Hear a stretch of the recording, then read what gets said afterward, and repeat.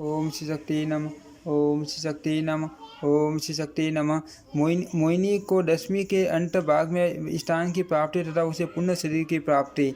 देवता बोले, मोहिनी मोहिनी मोहिनी निश्चित मोहिनी मोहिनी निश्चित काल में जिसका दशमी से वेद हो वह एकादशी देवताओं का उपकार करने वाली होती है और सूर्योदय में दशमी से वेद होने पर वह असुरों के लिए लाभदायक होती है। यह व्यवस्था स्वयं भगवान विष्णु ने की है। त्रयोदशी में पारण हो तो वह उपवास व्रत का नाश करने वाला होता है। वैष्णव शास्त्रों में जो 5 महाद्वादशियाँ बताई गई हैं वे एकादशी से भिन्न है। वैष्णव लोग उनमें उपवास करते हैं। वैष्णव महात्माओं का एकादशी व्रत भिन्न है। दोनों पक्षों व नित्य बताया गया है। विधि पूर्वक किए जाने पर वह 3 दिन में पूरा होता है। एकादशी के पहले दिन सारे काल का भोजन छोड़ दे और दूसरे दिन प्रातः काल का भोजन त्याग दे। यदि एकादशी 2 दिन हो या प्रथम दिन विध होने के कारण त्याज्य हो तो दूसरे दिन उपवास करना चाहिए। द्वादशी में निर्जल उपवास करना उचित है। जो सर्वथा उपवास करने में असमर्थ हो उनके लिए जल, शाक,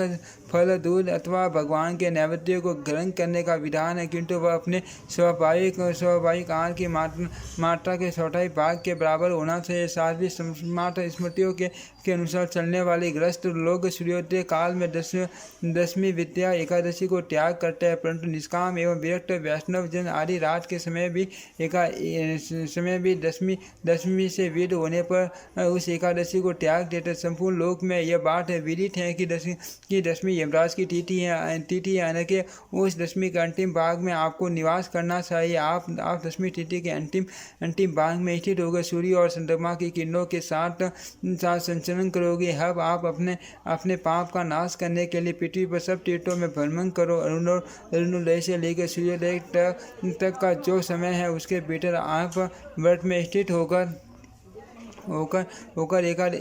एकादशी का फल प्राप्त करो। जो कोई मनुष्य आपसे विद एकादशी का व्रत करता है वह उस व्रत द्वारा आपको लाभ पहुंचाने वाला होगा। यहाँ अरुणोदय का समय तो मुहूर्त तक जानना चाहिए। रात और दिन के पृथक मुहूर्त माने गए हैं। दिन और रात्रि की छोटाई बढ़ाई के अनुसार तय राशि की विधि से रात या दिन के मुनों को समझना चाहिए। रात्रि के 13वें मुहूर्त के बाद आप दशमी के अंत भाग में स्थित होकर उस दिन उपवास करने वाले लोगों के पुण्य को प्राप्त कर लोगी। शिष्य में यह वर पाकर आप निश्चित हो जाओ।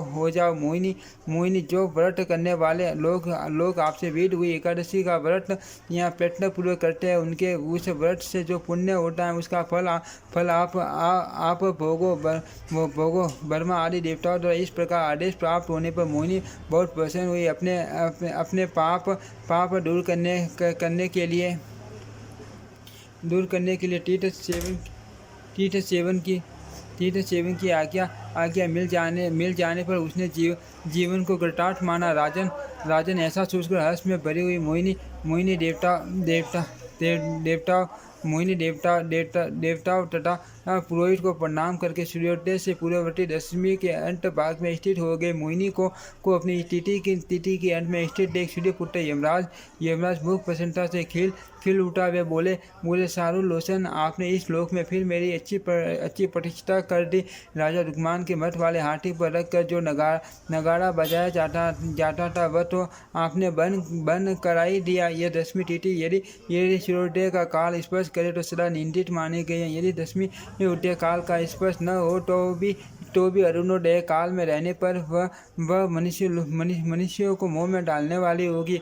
उस दशमी को त्याग करके व्रत करने पर मनुष्यों को प्रिय वस्तुओं का सुयोग एवं भोग प्राप्त होता है। ऐसा कहकर सूर्यपुत्र यम प्रसन्नतापूर्वक ब्रह्म कुमारी मोहिनी को प्रणाम करके देवताओं के साथ अपने चित्रगुप्त का हाथ पकड़े हुए स्वर्ग लोक को चले गए। देवताओं के चले जाने पर मोहिनी ब्रह्मा जी से बोले, पिताजी, मेरे इन पुरोहितों ने क्रोधपूर्वक मेरे शरीर को जला दिया। मैं पुण्य उसे प्राप्त कर लूँ, ऐसा प्रयत्न कीजिए। मोहिनी का यह वचन सुनकर लोग इष्टता ब्रह्मा जी पुत्री के हित के लिए ब्राह्मण देवताओं को पुण्य स्नान करते हुए बोले, तात वसो, मेरी बात सुनो। महाभाग, मैं आपके इस मोहिनी के तथा संपूर्ण लोगों के हित के लिए हितकारक वचन कहता हूँ। मानव, आपने क्रोधवश मोहिनी को भस्माशेष कर दिया है। अब यह पुण्य पुण्य पुण्य अपने शरीर के पुण्य अब यह पुण्य अपने शरीर के लिए शरीर की याचना करती हैं। टाकिया दो टाट मेरी पुत्री और आपकी यजमान होकर यह दुर्गति पड़ी है। आपका और मेरा कर्तव्य है कि इसका पालन करें। मानव, यदि आप छूट भाव से मुझे आज्ञा दो तो मैं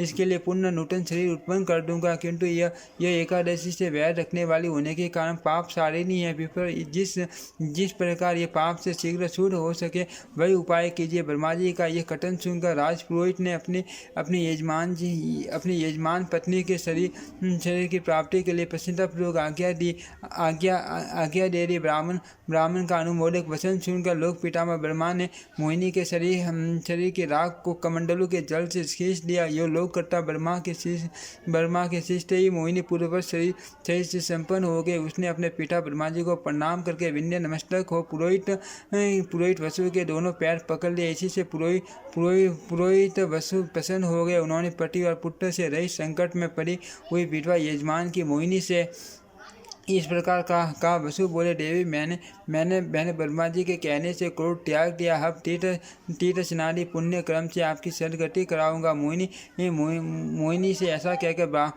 ब्राह्मण ने उसके पिता जगतपति ब्रह्मा जी को नमस्कार करके प्रसन्नतापूर्वक विदा किया। तब ब्रह्मा जी अपने लोक को चले गए जो परम ज्योतिर्मय है। रुक्मांग के पुरोहित विप्र वसु मोहिनी की कृपा से योग्य मानकर मन ही मन उसकी सदगति उपाय सोचने लगे। 2 घड़ी तक ध्यान में स्थित हो गए। उन्होंने उसकी सदगति का उपाय जान लिया। ओम श्री शक्ति नमः। ओम श्री शक्ति नमः। ओम श्री शक्ति नमः। ओम श्री शक्ति नमः।